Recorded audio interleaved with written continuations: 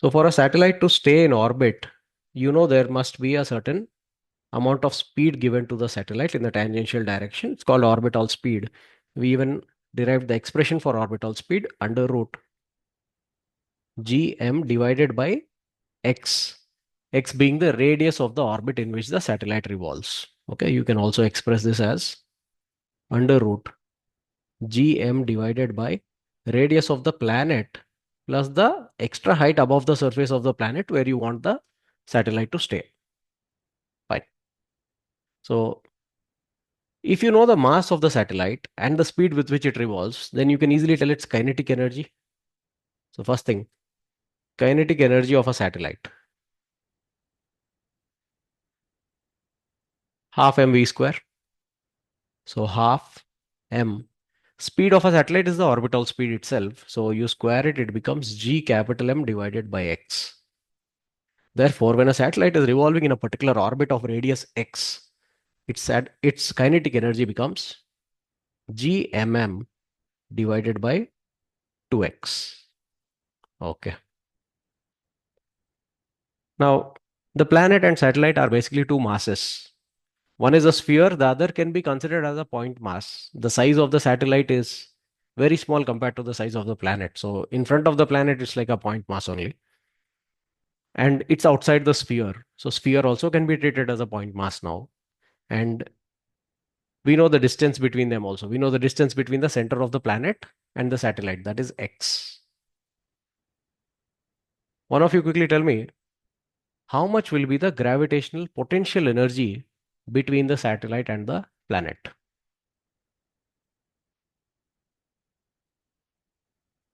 What is the basic formula for gravitational potential energy between two point masses? G M1 M2 by X. No.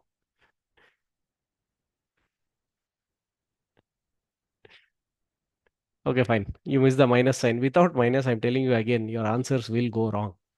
Okay. It is minus g m1 m2 by the distance between them, x.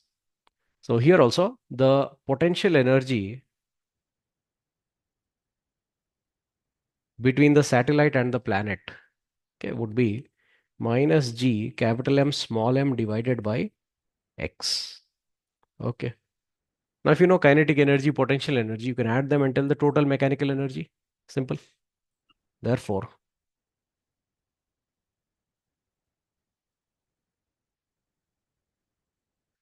total mechanical energy of a satellite revolving in orbit would be kinetic energy gmm by 2x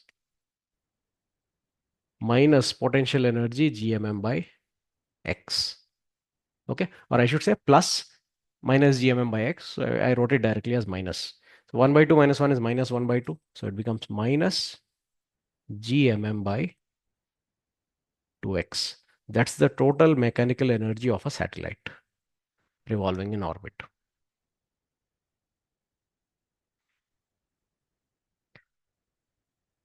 Fine. Now, like as you progress through the course, you will come across some more systems whose total energy is negative. Okay. Systems whose total energy is negative are called bound systems.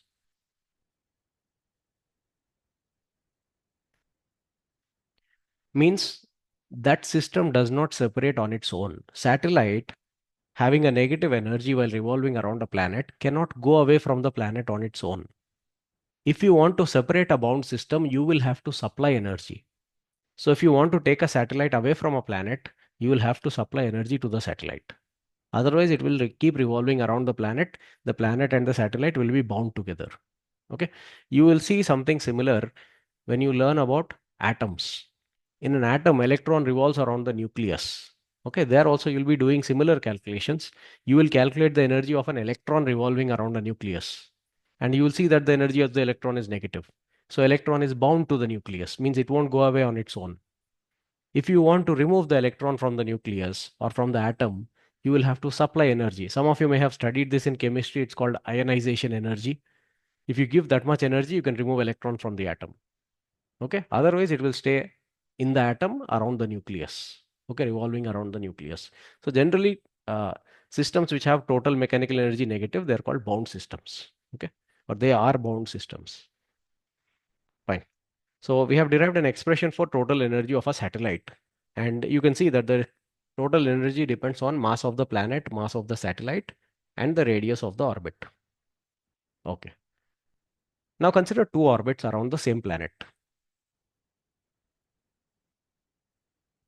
One of a smaller radius and the other of a larger radius.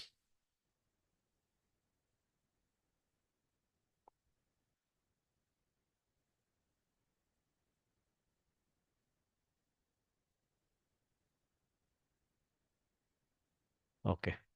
Assume their radii are say x and 2x, or you can call the orbits as A and B. This is one orbit A, this is another orbit B. You know the expression for total energy of a satellite. Okay, it is right here. Look at the expression and think carefully and answer. Okay. The satellite revolving in orbit A and the satellite revolving in orbit B, which one has greater total energy?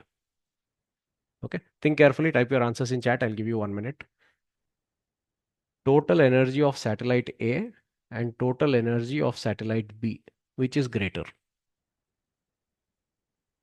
Try.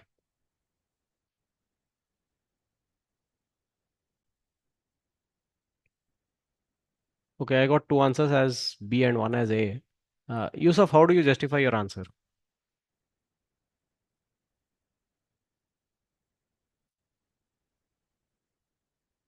It'll be better if you can unmute and tell.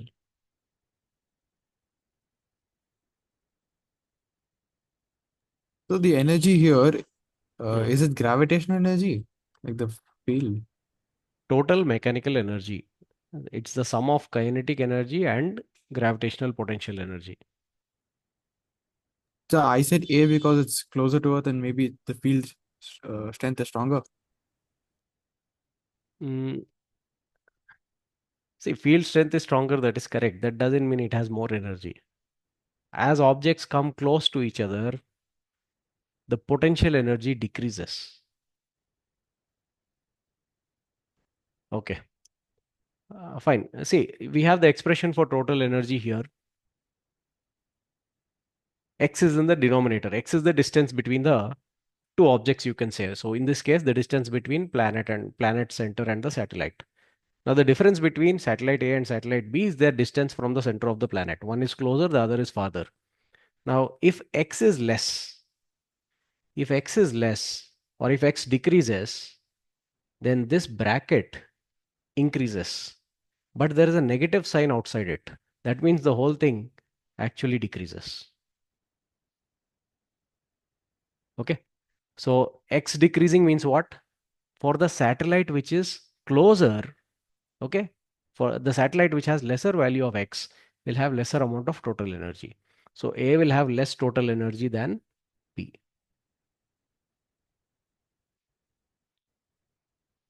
Fine. And Yusuf, your way of thinking, I mean, what you said about field is correct only. The attraction between the planet and A is stronger. That doesn't mean there is more energy in that system. Okay. Potential energy, how much potential energy a system has depends on where you take the reference. It has more negative energy actually. I mean, let me clear your idea also. Planet is attracting A stronger. Okay. The nearer satellite is attracted stronger by the planet. Now, you can't say that system has more energy. You can say you need to provide more energy to remove A from the planet or to separate A from the planet because it is strongly attracted. You'll need to give more energy to separate it. Okay. You need to give energy, more energy means the system has less energy. Okay. That is how you are supposed to think when it comes to conservative forces. Okay. That is why I was saying the negative sign is very important. The gravitational potential energy between the planet and satellite A is lesser actually. You need to give more energy to separate them. Okay, you have to think of it that way. Okay, fine. Now that you know how to calculate the total energy of a satellite in a particular orbit, you can even tell how much energy is needed or how much energy is to be supplied to shift a satellite from one orbit to another orbit also. Okay, you can even answer ratio based questions. They can give you two satellites revolving in orbits of different radii and ask you what is the ratio of their kinetic energies, total energies, and so on. Okay, ratio based problems are very common in this chapter. Okay? Starting from acceleration due to gravity, we already did questions like that. Similar questions can be asked about satellites as well. Okay.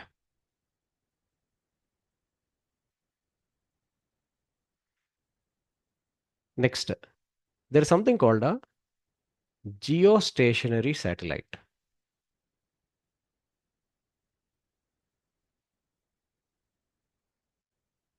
Can any of you tell me what you understand from this term, geostationary satellite? Does it make any sense to you?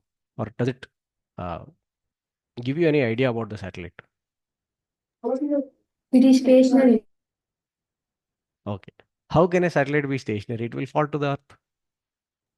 Sir, I Right? think the distance from the Earth and it is like the same. It never, it's constant. It never changes. For all the satellites, the distance between Earth and the satellite will be fixed only. Because satellites revolve in circular orbits, their distance from the Earth will always be the same. It's not just the distance. Distance will be same. I mean, once you launch a satellite in a particular orbit, it will stay in that orbit. No, means it's always at the same distance from the Earth.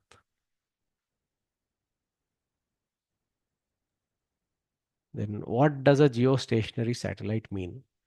So it stays at that place but still moves, like related to the land. Good, good. Relative to Earth, it should be stationary. Relative to a certain place on Earth, it should be stationary. Okay. Now we know Earth rotates about its own axis. Okay, the north-south axis. So visualize Earth rotating about this axis. Earth has a particular angular velocity. One of you quickly tell me what is the time period of rotation of Earth about its own axis?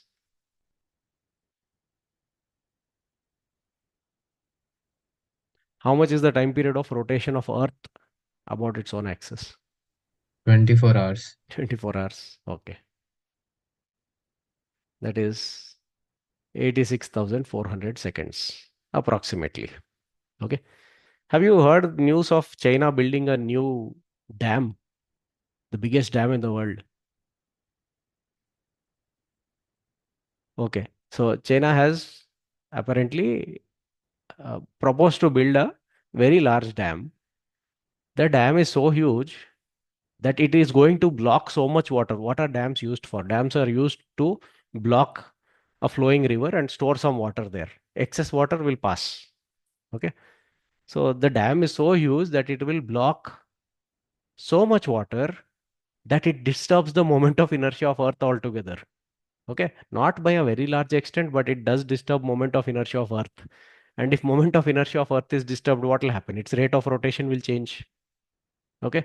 So if that dam is constructed and actually water gets stored there, they are predicting that Earth's rotation will change or will slow. Okay, wait, moment of inertia increases, omega decreases, angular momentum conservation. So they have calculated that the duration of the day will increase by 0.06 seconds, milliseconds, something. Okay. So it is that significant. Anyway, for now, we will stick to this number 86,400 seconds in a day. So a geostationary satellite is a satellite which appears to be stationary relative to a place on Earth. Okay. For example, let's say once the satellite is launched, it is directly above India. Then as the Earth rotates, the satellite also should rotate along with it. Okay. Now let's consider a point on the Earth. Say this one. Now as the Earth spins about its own axis, this point is going to rotate. Okay, I should say revolve in a circle like this. Okay, that point on Earth will go around in a circle like this.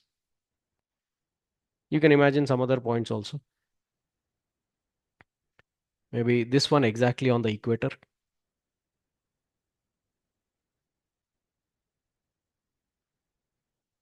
And another point you can take somewhere in the southern hemisphere.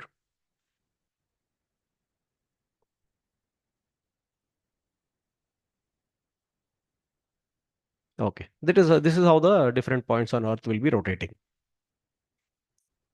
Now we need to place a satellite in such an orbit that the satellite also rotates along with that place. Now, every point on the surface of Earth has the same time period of 24 hours. Now, if you want the satellite to appear stationary relative to a place on Earth, that means the time period of the satellite also should be 24 hours only. By the time Earth completes one spin, one rotation around its own axis, the satellite should complete one revolution in its orbit. Okay, so time period of satellite should be 24 hours. And time period of satellite, there is a proper formula for it. 2 pi under root x cube divided by gm. Okay, we had derived this in the last class. Now, g is universal gravitational constant. M here stands for mass of the planet, which is mass of Earth. We know gravitational constant, we know mass of Earth, and you know the time period. That means you should be able to calculate the radius of the orbit in which you can place such a satellite. Okay. A satellite whose time period is 24 hours will have only one possible radius of the orbit. Like you solve this equation, you'll get one value of x. And that value of x is approximately 42,000 kilometers. Okay, it's a huge distance. But if you want a satellite to be geostationary, if you want a satellite to revolve with a time period of 24 hours, that is the radius in which you are supposed to place it. Okay. So from the center of the Earth, it is around 42,000 kilometers. From the surface of the Earth, it will be about, like, distance from center minus the radius. It will be about 36,000 kilometers. Okay, very large distance. Now, you all find out if there are actually any geostationary satellites or not. Have any satellites actually been placed at that much distance or not? You find out. Okay. So since the time period of revolution of a geostationary satellite is fixed, the radius of the orbit in which you can place it is also fixed. Fine. Now, with this radius, 42,000 kilometers, how many different orbits are possible?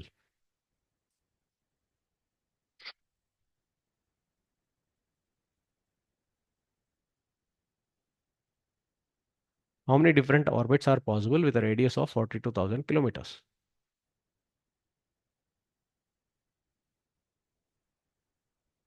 Infinite. Okay. You can take, see, I can't draw it to scale, but suppose this is the center of the Earth. You can take one orbit like this having that radius. You can take one orbit like this having that radius. You can take one polar orbit like this from North Pole to South Pole having that radius. Infinite different orbits are possible with the same radius. Okay. Does it mean we can place the satellite in any of these orbits and it becomes geostationary? Now, I want you all to think and visualize a little bit. I have given you three different orbits. Okay. One is the equatorial orbit. It's in the same plane as the equator. Okay, I've drawn a very rough diagram. So one orbit here is the equatorial orbit. Another orbit here is a random orbit. And the third orbit I have given you is a polar orbit. Okay. Now you can visualize how the Earth is spinning. And you visualize a satellite revolving in these orbits. And tell me which of these orbits can support a geostationary satellite. Geostationary means relative to a place on Earth, it should appear stationary. Means if it is above a certain country, it should always be above that country only, even as the Earth rotates. Okay. So you visualize Earth's rotation as well as the satellite's revolution and tell me which of these orbits can support geostationary satellites. Okay. I'll give you all 2 minutes. Think carefully.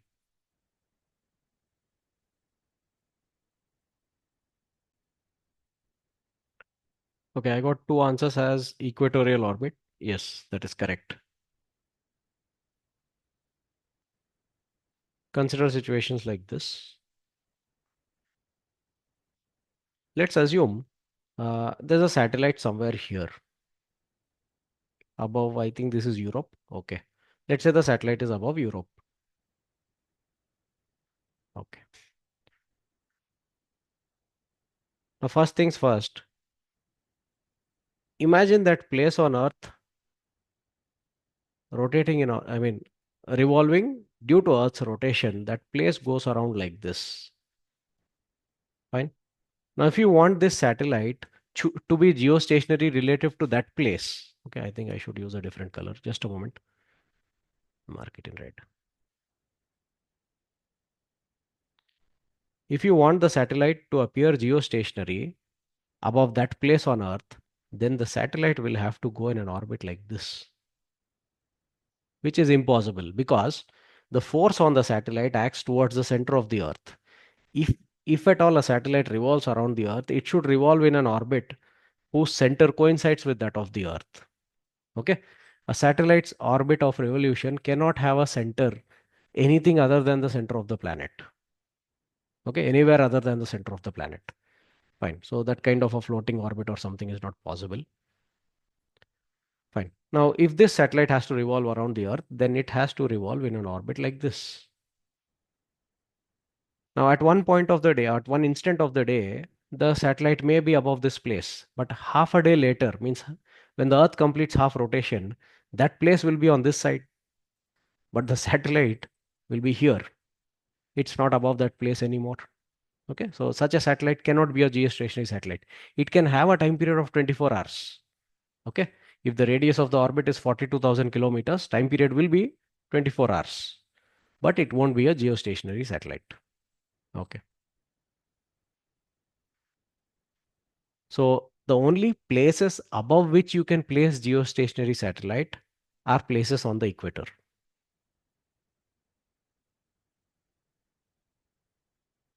Okay, general knowledge question for all of you. Does the equator pass through India? Yes or no? I want answer in 5 seconds. No, sir. No, No, sir. correct. Correct. Is India in the northern hemisphere or the southern hemisphere? Northern. Northern hemisphere. Northern. Correct. Correct. Okay. So yeah, only places on the equator can have geostationary satellites exactly above them. Okay. Now consider a satellite placed here. Now that place goes around in the equatorial orbit itself. The satellite also should go around in the equatorial orbit. Then by the time the place completes one revolution, the satellite also will complete one revolution. The satellite will always be above that place. Doesn't mean the satellite belongs to that place. Okay. It is geostationary relative to the entire Earth. Okay. For example, you can consider some other place here, X. Relative to X also, it will always be at that position. Half a day later, X will come here. The satellite will come here. So relative to X, it is still at the same position. Fine. So geostationary satellite is a geostationary satellite for the entire Earth. Fine. So remember, geostationary orbits have to be in the equatorial plane. That means, see, the radius is fixed and there's only one possible orbit. So how many ever geostationary satellites you want to launch, you should put all of them in that orbit itself. Okay. And you can put many satellites out there because it's an orbit of a huge radius. 42,000 kilometer radius it has. Okay. So you can put practically as many satellites as you want. Okay. But yeah, find out whether there are actually any satellites, any geostationary satellites or not, and what they are being used for. Why do we need geostationary satellites? You find out.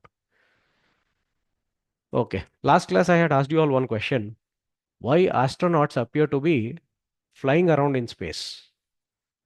They are not that far from the Earth that gravity completely disappears. Okay. We had discussed this also. No, International Space Station is just some 400 odd kilometers above the surface of Earth. There the gravity will be significant. In fact, International Space Station, as I said, it's like a hotel room which they have placed in space. We don't want it to go away from Earth. No, International Space Station is also like a satellite only. It keeps revolving around the Earth. Okay. And if it is revolving around the Earth, it means Earth's gravity is what is helping it revolve. So International Space Station has significant gravity. Why do astronauts appear to be flying around in space? Anyone? Sir, because the spaceship is moving very fast, I think gravity will. Eh? There's nothing like that. Why will gravity depend on speed? It may depend on speed if the speed is so high that it is comparable to speed of light.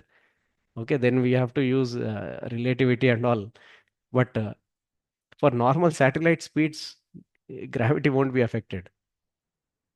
Okay, my question is, why astronauts appear to be floating around or flying around in the International Space Station? It appears as if their gravity is not acting on them. Okay, why does it look like that? Yusuf, it will be better if you can unmute. You said zero gravity, but I am telling you there will be gravity. No, why will gravity become zero 400 kilometers above the Earth? So my question is that only. What does zero gravity mean? So the gravity is so negligible that we can ignore it. Vanilla, how can it be negligible? I just told you, no. International Space Station also revolves around the Earth. It's like a satellite only. In fact, for 400 kilometers, why will gravity become negligible? Now you can do calculations also, no. Gravity at a certain height is g naught by 1 plus h by r whole square. We had derived this. Gravity on surface of Earth is close to 10 meter per second square divided by 1 plus. International Space Station is just 400 kilometers above from the center. Okay, wait. Above the Earth, I think 400. So from the center of the Earth, it will be 6,400 plus 400, 6,800 kilometers. Divided by Earth's radius is 6,400 kilometers square. This is not small. Okay, gravity is quite significant there. Okay, wait, 1 plus h by r. Sorry, what did I substitute here? Height above the Earth's surface is 400 kilometers only, no? 400 by 6,400, that number is very small, 1 by 16. Okay, 1 plus 1 by 16 is almost equal to 1 or slightly greater than 1. So the gravity at that height, International Space Station, will be just a little bit less than 10, not significantly less than 10. So why do they appear to be floating around? Simple logic. Do you all remember this apparent weight in an elevator, accelerated elevator?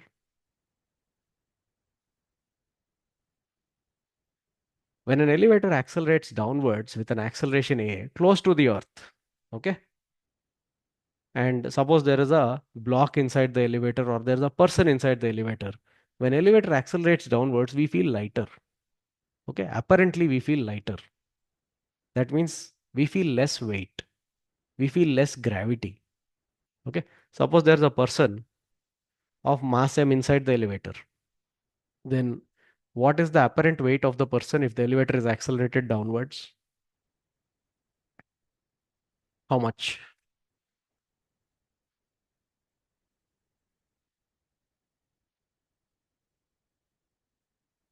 The apparent weight when an elevator is accelerated downwards is m times g minus a. Okay, it will be less than the actual weight mg of the person. Fine. Now, if the acceleration of the elevator is g equal to g, means the elevator is in free fall. Okay, if elevator is in free fall, then the apparent weight of the person will be m into g minus g, that is 0. The person will feel weightless. Person also will be in free fall. What do we mean by feeling weightless? We won't feel any pressure on our feet. We will feel as if we are flying. Okay, but actually we are falling. Fine. That is what is called weightlessness.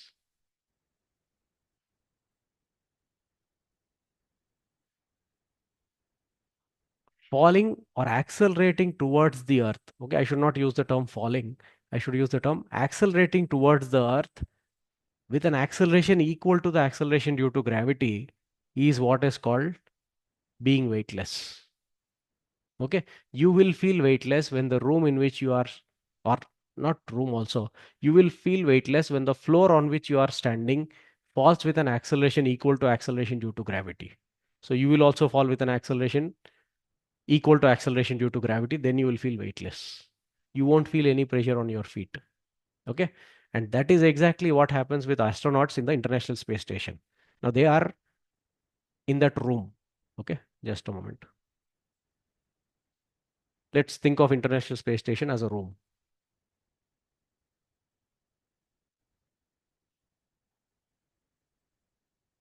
Fine.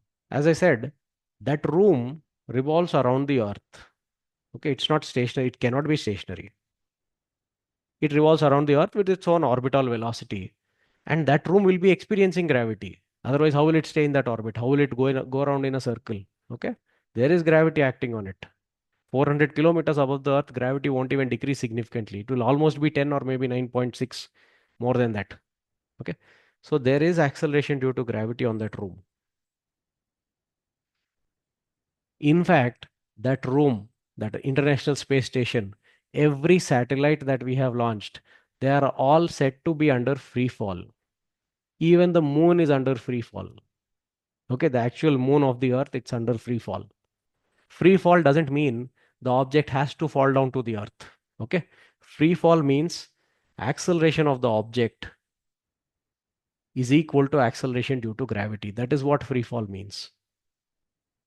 Okay, this is the technical definition of free fall. You need to remember this. The moon is also under free fall. See, basically what happens if there is a horizontal surface. Okay, the Earth's surface or the part of the Earth's surface that we see standing on Earth appears to be flat. When you go to space or very large heights above the Earth's surface, you can appreciate the curvature of its surface. But if you are close to the Earth's surface, the region that you see will be flat. Okay. Now, if you project an object horizontally like this, what will happen? The object will follow a curved path and strike the ground. We know that from everyday experience. We have even done many calculations based on this. Okay. Now, what is happening with the moon is, okay, wait. This object which we project horizontally with a speed u, it falls to the ground. This is free fall, right? You know it is falling under gravity. You call it free fall. It is free fall. The same thing is happening with the moon also. Not just moon, any satellite which is in orbit, the same thing is happening. Okay. Only thing is that the moon or any other satellite is at a very large height. So what happens at such large heights? Suppose there's an object here projected this way. The object tends to follow a curved path due to gravity. Now the surface, okay, when you go to such large heights, the planet is only this much. Okay. Now the object has a tendency to fall like this, but the planet is not flat, no, for the object to strike the ground. Planet is curved. So what happens? The moon's path keeps curving, and it keeps curving in such a way that it ends up going in a circle around the Earth. That is what happens. So that is why moon is also in free fall. Okay. It is falling towards the Earth, but the Earth's surface is curved in such a way that moon will never be able to hit the Earth. Okay. So moon, other satellites, International Space Station, they are all in free fall. Now you consider a person in the International Space Station, an astronaut in the International Space Station. On them also, see, the International Space Station is not fixed. It has gravity acting on it. It is in free fall, but it won't hit the surface of Earth because Earth's surface is curved. Okay, it is at such large height and it is moving with such a speed that it won't hit the surface of Earth. Okay, its path will curve just enough to circle around the Earth like this. Then the person inside the International Space Station also will be doing the same thing. I mean, the same thing will be happening with them. They also have that speed. The astronaut also has that orbital speed. Okay. So the box, which is the International Space Station, goes in that orbit. The astronaut also goes in that orbit. Even if the box had not been there, even if the International Space Station is not there, if the astronaut has this speed v0, they will keep revolving around the Earth. They won't fall down to the Earth. Okay. So they will feel weightless. So if the box is there and the person is also there, box's acceleration is g. Earth's gravity is pulling it. Person's acceleration is also g. Earth's gravity is pulling the person also. Both of them are in free fall, but they won't hit the ground because they have that orbital velocity. They'll only curve sufficiently enough to go around the Earth. Now, acceleration of the elevator, if it is equal to g, then the person will feel weightless. So same thing here, acceleration of the International Space Station is equal to g, so the person, astronaut inside, feels weightless. That is why they appear to be flying around. Okay. And these days there are zero gravity simulators on Earth also. Basically, how it works is, some of you may have seen videos also. Usain Bolt running in zero gravity. Okay. Or it's possible you can also experience zero gravity. How? Can you switch off Earth's gravity? That is not possible. Can you go to such a large distance that Earth's gravity becomes insignificant? That is also not possible. Basically, zero gravity simulators, what they do is they take you to a very, very large height above the Earth. Very, very large means not thousands of kilometers, a significantly large height, maybe a few tens of kilometers or hundreds of kilometers. Hundreds also no, few tens of kilometers. And then what they'll do, they'll switch off the engines. Okay, you imagine a flight itself. Suppose the engines of an aeroplane are switched off, what will happen? It will be in free fall. All the people inside it also will be in free fall. That is what is zero gravity. Okay, that is what a zero gravity simulator does also. Okay, it's just an aeroplane which takes you to a certain height and then the engines are switched off. Okay, later at a at a sufficient time, okay, at an appropriate time, the engine will be switched back on such that the aircraft can land safely. Okay. So remember, this is what we call weightlessness. If an object is accelerating at a rate equal to g, equal to acceleration due to gravity, it will feel weightless. Okay, that is what we call weightlessness. Fine. Next, effect of Earth's rotation on gravity. Now we considered the Earth to be a sphere, right? Actually, Earth is not a sphere because it is rotating about its own axis. What happens? Earth is slightly bulged like this. Okay. So what you can say is it is relatively flatter at the poles, North Pole and South Pole, and it is more curved near the equator. Okay. It's actually an ellipsoid kind of shape. Fine. So if you consider the center of the Earth, the poles are closer to the center than the equatorial points. Okay. Pole is closer. And because the pole is closer, the gravity there is higher. Okay. Gravity at the poles will be higher than the gravity at the equator. Why? One reason is the shape of the Earth itself. It is, I mean, the poles are closer to the center than the equatorial points. Right? So as you move from the poles to the equator, gravity will become weaker and weaker. That is one reason. There is another reason also. The spin of the Earth about its own axis. You can consider it to be a sphere itself, perfect sphere. We know Earth rotates about its own axis. Let's say it rotates with an angular velocity omega.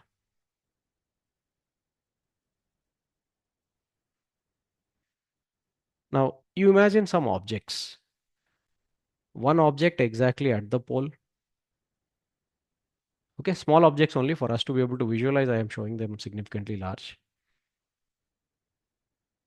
One object somewhere here. Call it B. Another object exactly at the equator.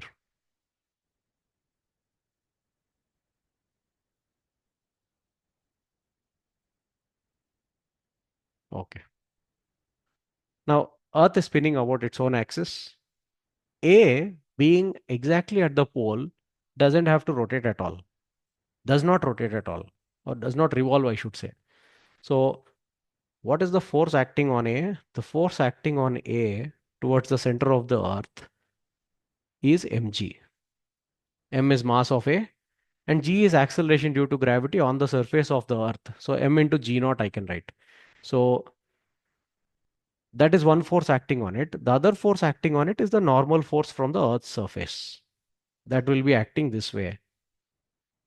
right? And A is in equilibrium. So normal force will be equal to mg naught. Okay. So the weight of that object is its actual weight. Now look at B. There will be gravity acting on B. Gravity acting on B will be mg naught. Okay. Towards the center of the earth. There will be normal force acting on B. But B is not a stationary object. Due to the Earth's rotation, B will also have to go around in a circle like this. Therefore, the net force on B is not zero. Normal force does not balance its weight. Normal force will be less than its weight. Okay. And you consider C. Earth's gravity on C will be in this direction, mg naught. Normal force on C will be in this direction. And C, being a point on the equator, being an object on the equator, goes around in a circle whose radius is equal to that of the Earth. Okay. B doesn't go around in a circle whose radius is equal to that of the Earth. It'll be going around in a smaller radius like this. But C goes around in a circle whose radius is equal to that of the Earth. Fine. We know that radius R. Now for C to go around in a circle, there must be a centripetal force. Now C has two forces acting on it, mg and normal force. What is the net force towards the center? Net force on C is mg naught minus the normal force. And this mg naught minus the normal force is the centripetal force. So you can write it as m r omega square, where omega is the rate of rotation of the Earth. C also rotates with the same rate. Therefore, normal force on C becomes its actual weight mg naught minus mr omega square. So the weight of an object near the equator is less than its actual weight. Okay. So if you put it on a weighing machine, you will get a reading which is less than its actual weight. So this is the effect of rotation of the Earth on the weight of an object. The same object will weigh more at the poles compared to the equator. Okay. In fact, you can even tell how much exactly it will weigh at some random position also like this if this angle is given to you. Okay. Calculations based on this will be there in the next worksheet. You have to derive an expression for normal force. That is the apparent weight of the object, which is at an angle theta, okay, with the equatorial plane. But I hope you understood why the weight varies from position to position on Earth. Due to rotation of Earth also, there will be an effect on weight. Okay. But let's just check if the effect is significant. For example, on equator, we know the effect is the most pronounced, okay, highest.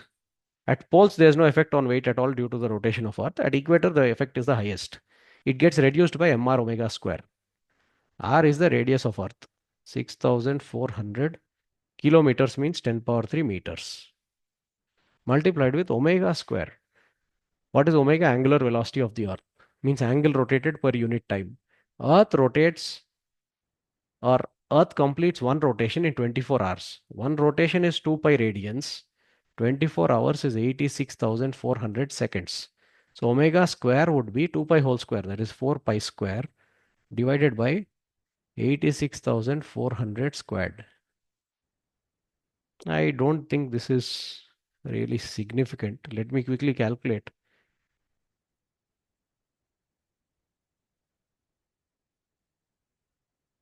Six four zero zero zero zero zero divided by 86,400 divided by another 86,400. It's a very small number. Okay. So even if you take m common, like after you take m common in this, you'll be left with g naught minus r omega square. So gravity decreases by r omega square at the equator compared to the poles, or gravity is lesser by r omega square at the equator compared to the poles. But this number is very, very, very small, 0.00086, where g naught is 9.81 meters per second square. So Not much variation, but there is a variation. So remember, there are two reasons why weight at the poles is greater than weight at the equator. One reason is the shape of the Earth itself. Okay. Poles are closer to the center than the equatorial points. So at the poles, gravity is stronger. Weight will be more. Another reason is the rotation of Earth. Okay.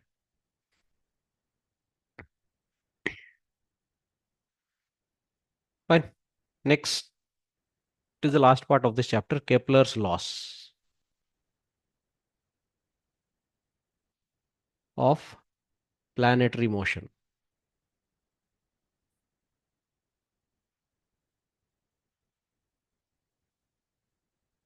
Fine.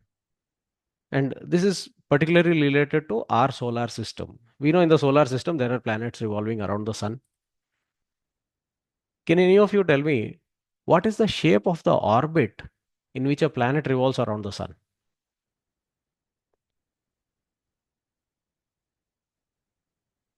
Shape of the orbit in which a planet revolves around the sun. Is it elliptical? It is actually elliptical in shape, not circular. Okay, it is oval shaped. Almost a circle, but it is oval shaped. Exact shape is oval. Fine. Have any of you studied about ellipse? Do you know how to draw an ellipse? Yes, sir, with 2 points, no, sir. There'll be two fixed points. See, how you draw a circle is you keep one fixed point, and at a fixed distance from that point, you move the pen around. The shape you get is a circle. To draw an ellipse, what you need to do is you need to take two fixed points. They are called the foci of the ellipse. You can call them F1 and F2. Imagine a loose string connecting these 2 points. Okay. Now what you do, you place the tip of your pen and pull the string outwards such that it becomes tight.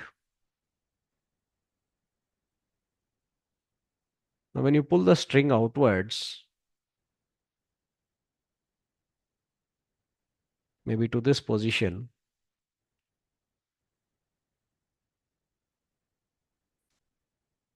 the string will be like this, some length to x1 and okay, at some distance to x1 and at some distance to x2, but x1 plus x2 is the total length of the string. Fine. Now you move the pen around. The shape you get is what we call an ellipse.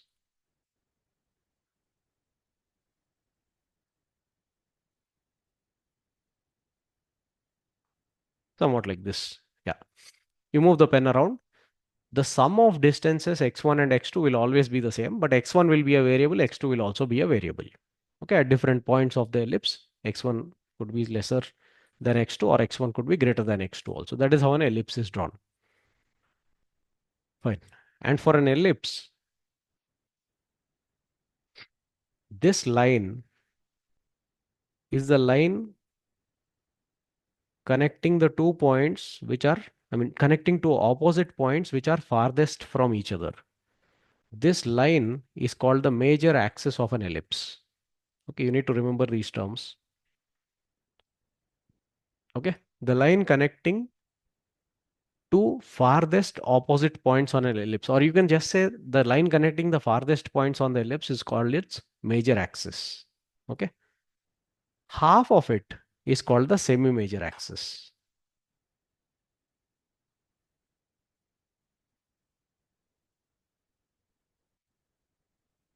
And that length is denoted by A.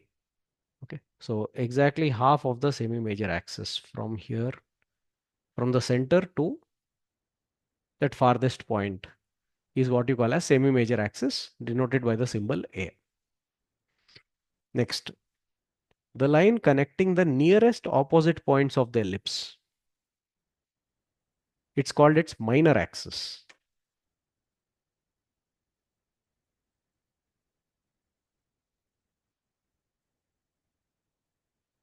Okay, and exactly half of it is called semi-minor axis, denoted by the symbol B.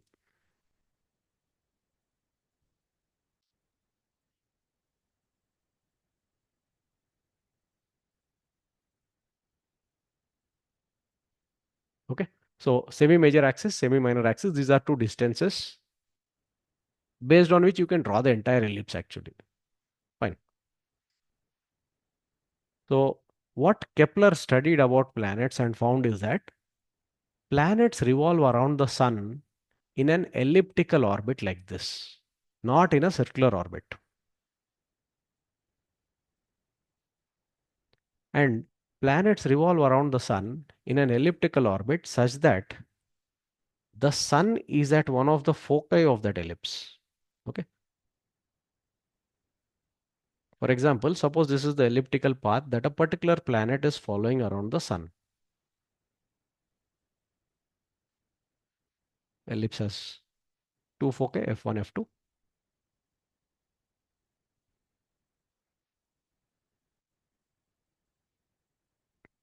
Okay. So if a planet is following a path like this, then it so happens that the sun is at the foci, is at one of the foci of that ellipse.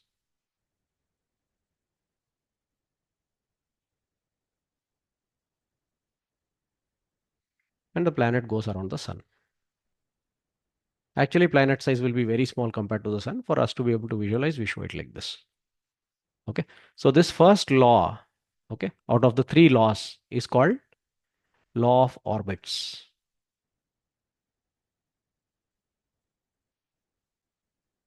It just states that the path followed by a planet around the sun is the star of our solar system. Okay. So Kepler's laws are valid for our solar system. For other stars, whether they are valid or not, we cannot say. Okay, but as of now, you remember that this is for our solar system. Planets revolve around the sun in elliptical orbits, with the sun at one of the foci. Okay. Second law is called law of time periods.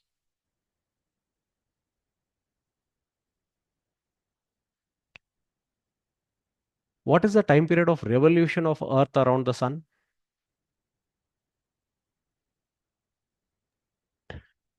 365 days. 365 days, or 365 1 by 4 if you want to call, if you want to be more precise. Okay. So likewise, every planet has its own time period of revolution around the sun. Right? So what Kepler found from his calculations is that the square of time period of revolution of a planet around the sun is proportional to cube of the semi-major axis of the elliptical path that it follows. Okay, every planet revolves in an elliptical orbit. Each elliptical orbit will have a semi-major axis. So what Kepler calculated is that t square, the square of time period, is proportional to cube of that semi-major axis.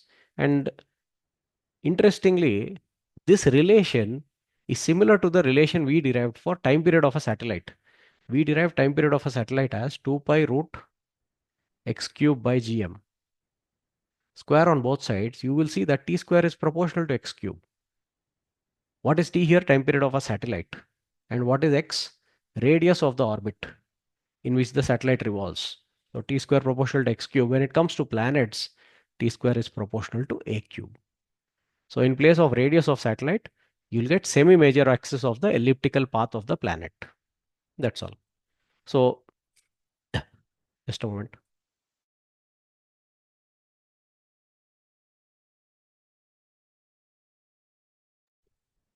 So yeah, they can ask you ratio based questions. Okay. They can just give you time periods of revolutions of two different planets and ask you what is the ratio of their semi-major axis and so on. Simple. Derivation is not necessary. This we have derived. Time period of a satellite around a planet we have done. Similarly, planet around the sun will follow this relation, t square proportional to a cube. Okay. Next, law of areas. Okay. Can one of you tell me the formula for area of a parallelogram?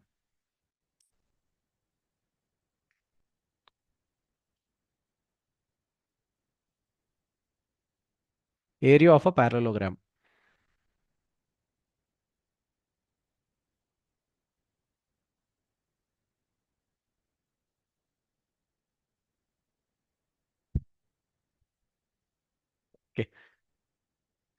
Area of triangle.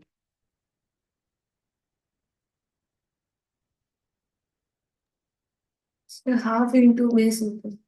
Half into base into height. Area of parallelogram is simply base into height. Parallelogram is two triangles, that's all. Okay. Now consider a parallelogram like this.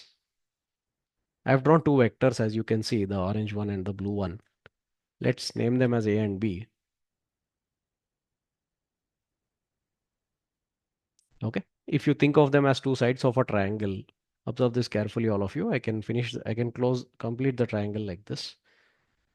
This will be the height of the triangle. And the way I have drawn the diagram, this is the base. So half into base into height gives you this area. The other area is also same, no? So total area of the parallelogram is simply base into height. Okay. Now the base here, according to this diagram, is the magnitude of A. Magnitude of vector A. Okay. Let's say A and B, the tails are joined. You can call this as the angle between them. We had discussed this in detail also. Let's say they have an angle theta between them. Then the height here becomes the y component of B. Y component of B is B sine theta. So height becomes magnitude of B sine theta. Then the area of the parallelogram. Which parallelogram?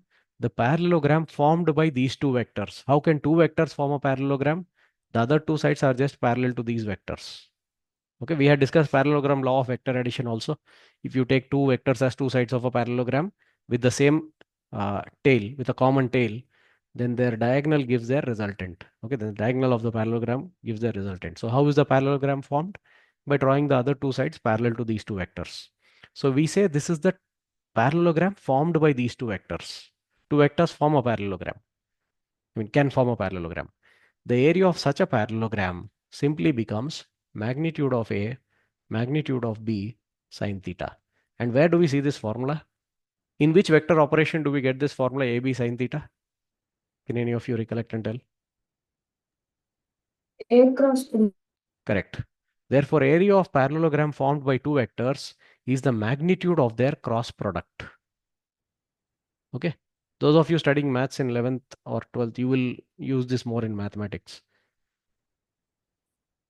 Fine. Now you can also say these two vectors are forming a triangle. Right? If parallelogram area is the magnitude of their cross product, then the triangle area will be half the magnitude of their cross product. Therefore, area of triangle formed by two vectors A and B is half the magnitude of their cross product. Okay, keep this point in mind. The law of areas is based on this. It makes use of this formula.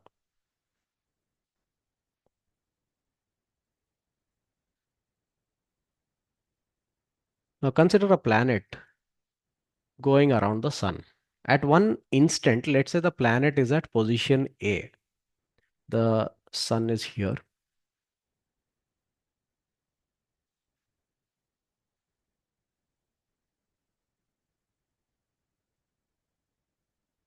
Fine. Sorry. At that particular instant, you can draw a position vector from the sun to the planet. So let's say this is the planet's position vector at that moment. From time to time, it keeps changing. Okay. Now planet is moving around along this elliptical orbit. So at that moment, its velocity will be tangential to the ellipse. The velocity of any object is tangential to the path that it follows. Okay. So velocity will be in this direction.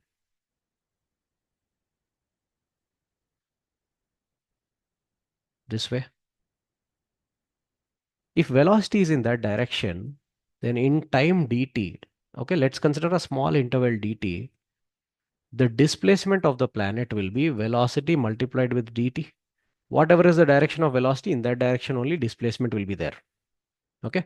Now at that moment, its velocity is along that green vector. So its displacement also will be along that green vector. So let's consider a small displacement like this from here to here. That's all. It's a very small displacement actually, ds, which is v dt. Okay. Now, by the time the planet goes to that new position, its position vector would have rotated. It will have a new position vector also relative to the sun. This. Okay. Now, if the displacement ds, see, planet actually follows a curved path around the sun. But if you take a very, very small part of that ellipse, it's a straight line. Okay, so that displacement ds is straight. R is one vector, ds is one vector, and this r dash is another vector, the new position vector of the planet. Now these three are forming a triangle. In fact, you don't even need three. You can just say r vector and ds vector are forming this triangle. Is this point clear to all of you? R and ds are forming this triangle. Okay. Now that triangle will have some area. It will be a small area because we have considered only a small time interval dt. A small amount of area will be there. Okay. It depends on how small an interval you take, but it's a small area. Fine. Any doubt, anyone? Okay. Then you can say that that area is half the magnitude of cross product of r and v dt. Okay. R and displacement, actually, I'm writing it as r and v dt. Okay. Now dt is time interval. Time is a scalar quantity and change in time is always positive. You can put it outside the bracket. So write dt outside and send dt this side now. dA by dt is equal to half magnitude of r cross v. Okay. What is dA? The area swept by the position vector in a small time dt. Okay. As the position vector rotates, it sweeps some area. That area is dA and it swept that much area in time dt. So you call this as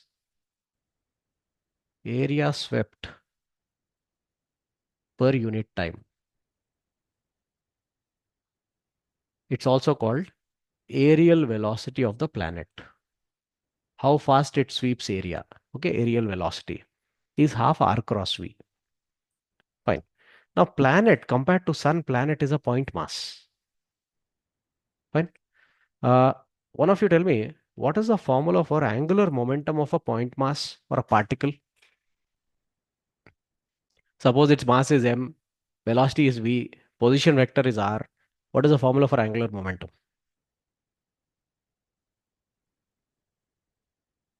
Okay, it is m r cross v.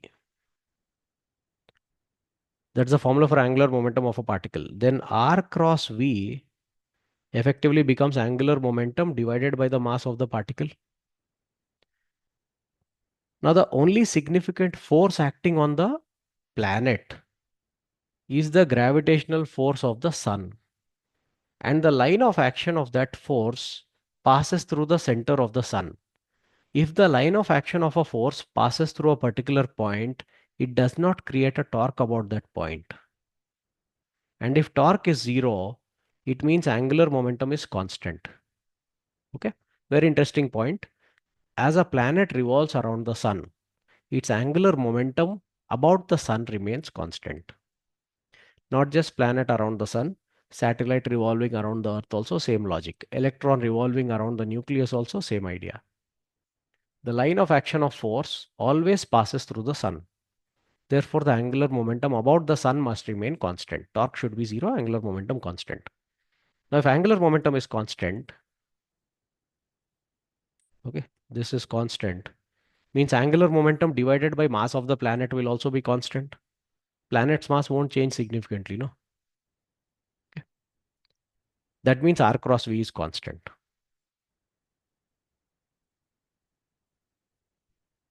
If r cross v is constant, that means the aerial velocity becomes constant. That is what is law of areas, Kepler's third law. the area swept per unit time. Okay. Area swept by what? Area swept by the position vector of a planet per unit time remains constant. Means it sweeps equal areas in equal intervals of time. Okay. And remember, it is all based on, or it is derived based on, conservation of angular momentum of the planet about the sun. In fact, there's an expression also for that angular momentum. See, L is m r cross v. So r cross v is L by m. You can put that here. So dA by dt becomes L by 2m.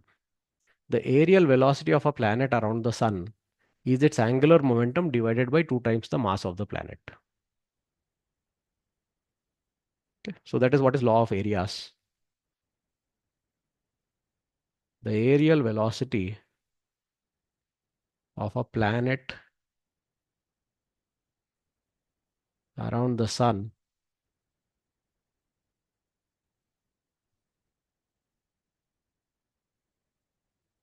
is constant. And how much is it? dA by dt is its angular momentum divided by 2m. Okay.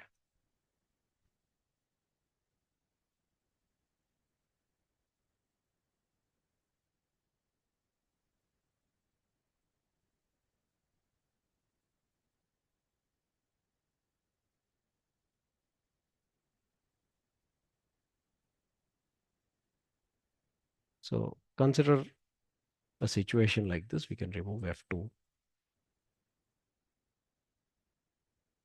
Call this A, this point as B, this point as C, and this point as D. Imagine a planet revolving around the sun in this orbit. Okay. Now, to go from A to B to C, it takes a certain amount of time, let's say T1. And to go from C to D back to A, it takes a time T2. Now, ABC is one half of the ellipse, boundary of the ellipse. CDA is also one half of the boundary of the ellipse. Now, we just learned that the position vector of the planet sweeps equal areas in equal intervals of time. Means more area, more time, less area, less time. Okay. That ratio remains constant. Area swept per unit time remains constant. You make use of that idea and find out which of these times is going to be greater, if any. Or if you think they'll be equal, you can say they are equal. Okay. So ACB, the time taken is, sorry, ABC, the time taken is T1. CDA, the time taken is T2. Which time will be greater?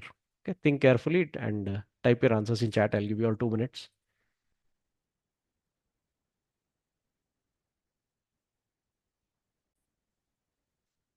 Yeah. Distance wise, ABC distance is same as CDA distance. Time wise, we have to see what happens. Okay. Now we know that area swept is proportional to time taken. And area swept by what? Area swept by the position vector of planet relative to sun. So when the planet is at A, this is its position vector relative to the sun. When it goes from B to C or through B to C, the final position vector will be this. And the area it sweeps is all this area. Sweeping this area takes a time T1, according to the question. And then when it goes from C to A through D, it sweeps this area. And sweeping this area takes a time T2. You can clearly see that the black area is more than the blue area. Okay. And to sweep more area, the planet will take more time. So T1 is greater than T2.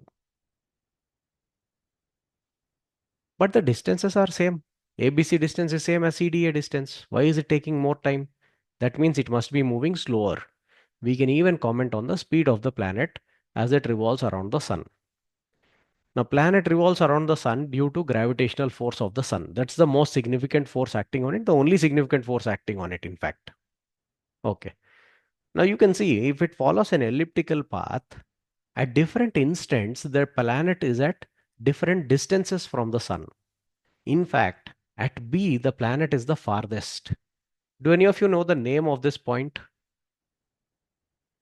The point where the planet is farthest from the sun. What is it called? General knowledge question.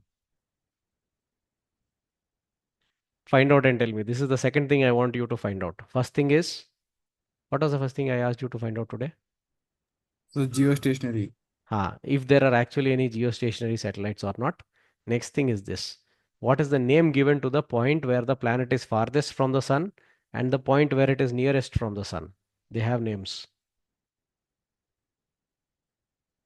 Okay. Now, when two masses are far from each other, their potential energy will be higher. And when they are closer to each other, potential energy will be lower. So at point B, the potential energy of the planet is the highest because there it is farthest from the sun. So potential energy is highest. Now it's revolving under the influence of gravitational force, which is a conservative force. If potential energy is highest, that means the kinetic energy of the planet there will be the lowest of all the positions. Means it will be moving the slowest there. Kinetic energy less means what? Speed is less. Okay. But when you come to D, the place where the planet is nearest to the sun, if two masses are close to each other, potential energy will be least. So at D, the potential energy is the lowest. That means the kinetic energy is the highest, means the planet will be moving the fastest when it is at D. So the speed of a planet changes as it goes around the sun. Close to the sun, it moves faster. Farther from the sun, it moves slower. Fine. In fact, for these two positions, B and D, we can even derive an exact relation between the speeds. How? You can use energy conservation or you can use angular momentum conservation. You know the angular momentum of a planet around the sun is conserved. Exactly at these positions, B and D, the velocity becomes perpendicular to the position vector. If V is perpendicular to R, calculating angular momentum is the easiest. Okay. When the planet is at B, this is the position vector, RB, and its velocity will be this way. Let's call the velocity as VB. Angular momentum formula is M R cross V, which is MV R perpendicular. When it is exactly at B, V is already perpendicular to R. So angular momentum at B simply becomes M VB RB. Next, when it is at D, this is the position vector and velocity vector will be in this direction, VD. These two are also perpendicular. Then angular momentum when it is at D, the magnitude will be M VD RD. And these two should be equal because the planet's angular momentum is conserved. Equating them, you get VB RB is equal to VD RD. From this also you can tell VB by VD will be RD by RB. RD is the lesser distance, then VB will be the lesser speed. So when it is farthest from the sun, it will be moving the slowest. When it is close to the sun, it will be moving the fastest. This way you can relate the speeds also for these 2 points. For other points also it can be done, provided you know the exact angle between the position vector and velocity vector. Okay, then you can do that cross product and equate it to angular momentum at some other place. So this is about Kepler's laws of planetary motion. First is the law of orbits. He said that planets don't go around in circular orbits, they go around in elliptical orbits. The sun will be at one of the foci of those elliptical orbits. Next is the law of time periods, t square proportional to a cube. Remember it as it is. Proof is not necessary. It requires a lot of mathematics, which is beyond the scope of this course. Next is the law of areas. Remember, it is derived from conservation of angular momentum. So area swept per unit time or aerial velocity of a planet is constant. So to sweep more area, it takes more time. Less area, it takes less time. You have to visualize the position vector properly from the center of the sun to the planet. Okay, so we'll stop it here for today. I'll send you a worksheet tomorrow, especially with that derivation of gravity at a certain angle, okay, with the equatorial plane. I think that angle, what is this angle called? Or, okay, let me put it this way. I asked you to find out about geostationary satellites, one thing.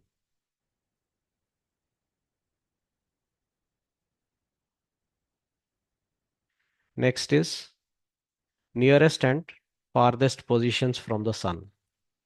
What are the names given to them?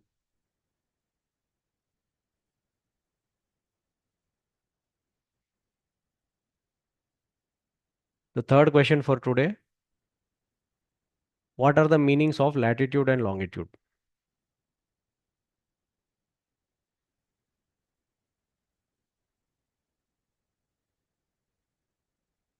Okay. Find out these three things. Next class, we'll solve a few problems based on this and move on to the next chapter. We'll start the next chapter in the next class itself. Mechanical properties of solids. Okay. Very small chapter. We should be able to complete it in 2 or maximum 3 classes. Okay. Thank you all. We'll continue in the next class. Sir, I had a couple doubts. Okay. Just a moment. Let me stop recording.